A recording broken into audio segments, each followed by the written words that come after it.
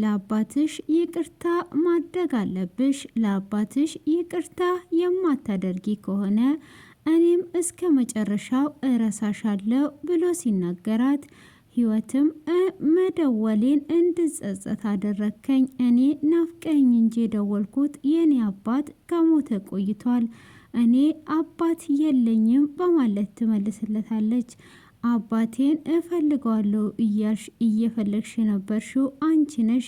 በዛን ሰዓት አባትሽ የሆነው አሁንም አባትሽ ነው። ስለዚህ ለአባትሽ ይቅርታ ማድረግ አለብሽ፣ ከጎኑ መሆን አለብሽ በማለትም ሮቤል ሲናገራት በፍጹም ብላ እንግዲህ ህይወት ጨክና ትገኛለች። ሆኖም ታደለም ህይወት ከዚህም በኋላ መጎዳት የለባትም፣ ያደረኳትን ሁሉ እንድትረሳ ከጎኗ መሆን አለብኝ። አሁን ከትናንትና ጀምሮ ምንም አይነት ምግብ አልበላችም፣ ምን ማድረግ አለብኝ በማለትም በሀሳብ ይሰመጣል። ሆኖም እንግዲህ እሱም አሁን ምግብ ብሰጣት መርዝ አድርገህ ልትገለኝ ነው እየሰጠኸኝ አልሞትም ስላልኩ ትለኛለች።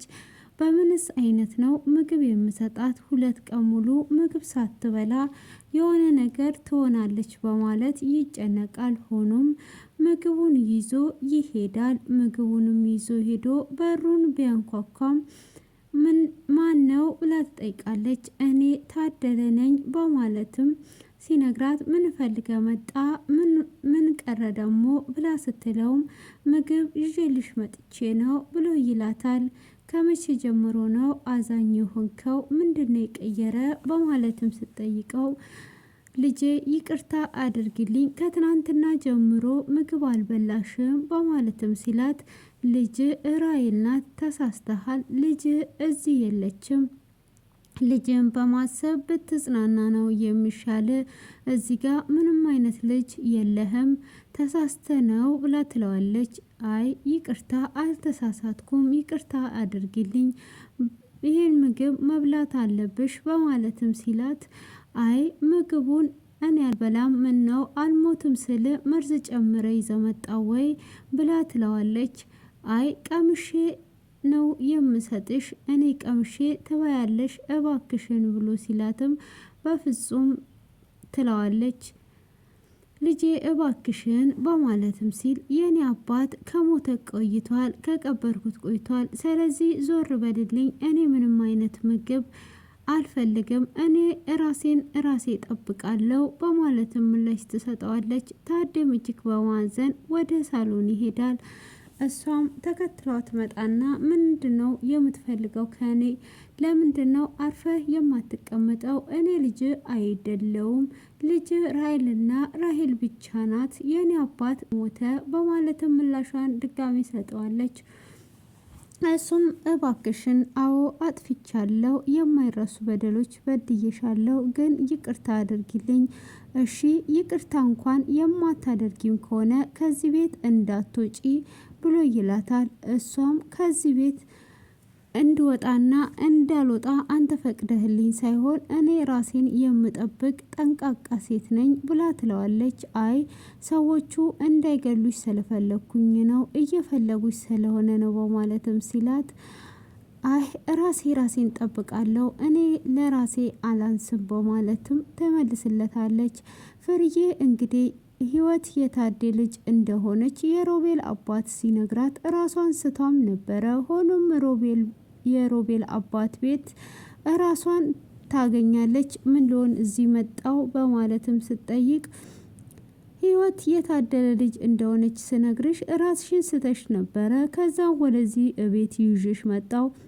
አሁን ታደለ ራሔል ስለሞተች ህይወትን ሊንከባከባትና የራሱ ልጅ ሊያደርጋት እያሰበ ነው። ደግሞም የራሱ ልጅ ናት እስከ ዛሬ የደበቀሽ በማለት ሲነግራት በፍጹም ታደለ እንደዚህ አያደርግም፣ ታደለ የራሔል አባት ብቻ ነው። ህይወት እንደውም እዚህ ቤት እንድትኖር እኔ በእኔ ትግልነት እንጂ ታዴ አይኗን እንኳን ሊያያት አይፈልግም። ስለዚህ ይሄ ነገር ውሸትን ነው፣ እኔንና እሱን ለማጣላት የምታደርገው ሴራ ነው ብላ ትመልስለታለች።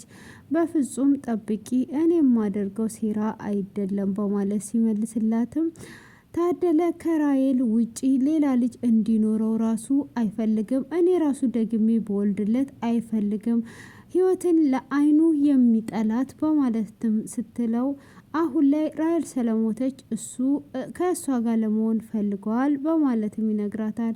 በፍጹም ይሄ አይሆንም በማለት እንግዲህ ወደ ቤት ትመለሳለች። ወደ ቤትም እየተመለሰች በባለፈው ቀን እንዲህ እያስፈራራችኝማ እዚህ ቤት አትኖርም ካለበለዛ እኔ ራሴ እገላታለሁ ባለችው ታዴ በጥፊ ወዲና ወደዛ ያወላወላት ዚራትና ይሄ ነገር እውነት ይሆን እንዴ በማለትም ታስባለች።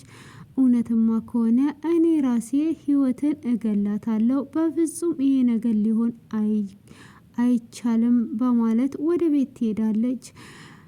ታዴማ ከኔም አያስበልጣትም ከራሔልም አያስበልጥም እያለች እንግዲህ ወደ ቤቷ እየተጓዘች ትገኛለች። ሆኖም እንግዲህ የትዕግስት ጓደኛ ራሔል ስለሆነች አሁን ሁሉንም ነገር ማን እንደገደለው ዳዊትንና ቤቲን ማን እንደገደላት ምርመራቸውም እየቀጠለ መጥቷል።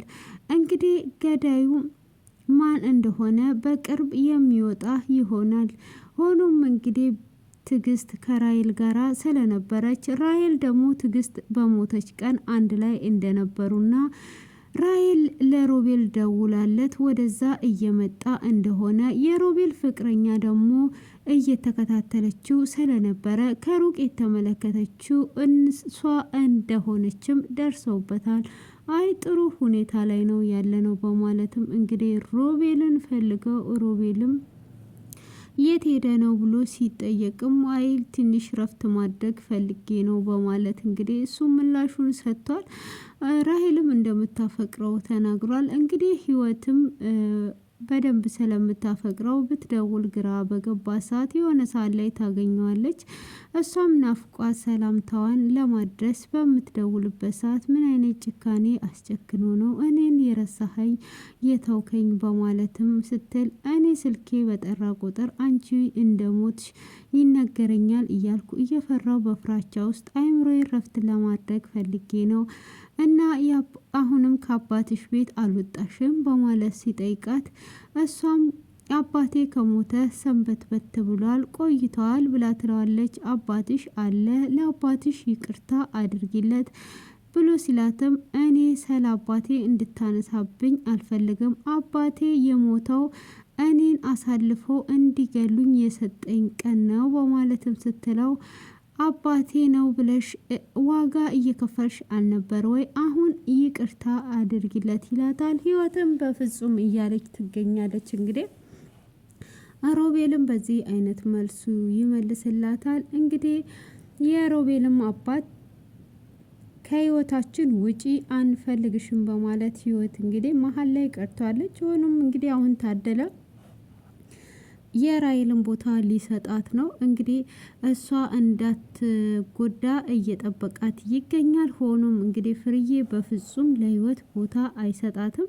ህይወትን በፍጹም አይወዳትም፣ ይጠላታል በማለት ነበረ ወደ ቤት የመጣችው። ቤትም እንደደረሰች እንግዲህ ትናገራለች። አሁንም ስለ ህይወት ማንሳቷን አልተወችም። ህይወት የታለች? ህይወት ከዚህ ቤት መውጣት አለባት በማለት ስትልም ወዴት ነው የምትሄደው? አሁን ያለብን ችግር እያለ ስለ ህይወት ምን አሳሰበሽ?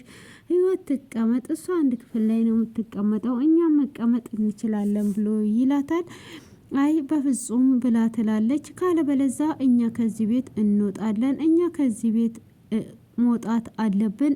እሷ ቤቱን ከሆነ የምትፈልገው እሷ ትቀመጥበት፣ እሷ እዚህ ጥለናት ሄደን አንተ ለደመኞቹ ደውለክ እንዲገሏት ታደርጋለ ብላ ትለዋለች። ታዴም እጅግ ይደነግጣል ማለት ነው። እንግዲህ የድሮ ታዴ ሳይሆን አሁን ላይ እውነት ልጄን መቀበል አለብኝ። የራሱ ልጅ ሳትሆን እንኳን ራሔልን ተንከባክቦ አሳድጓታል። እንግዲህ ይሄንን ነገር እኔ ህይወት የራሴ ልጅ እንደሆነች ካወቀች ትዳሬ ያበቃለታል ፍርዬ ቆራጥ ናት በማለትም ነበረ ያን ጊዜ እንግዲህ እምቢ ብሎ የሄደው ማለት ነው።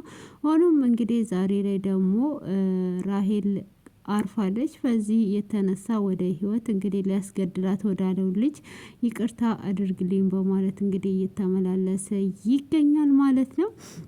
እንግዲህ አሁን እሱ ያስገድላታል ወይስ ፍርዬን ይቆጣታል? እንግዲህ ቀጣይ ክፍል ላይ ነው የምናየው። እሷ ከዚህ ቤት እኛ ወጥተን ህይወትን ትተን እንወጣለን። ከዛን ያን የሆኑ ለደመኞች ትደውልና ቦታውን ትነግራቸዋለ። መተው ይገሏታል።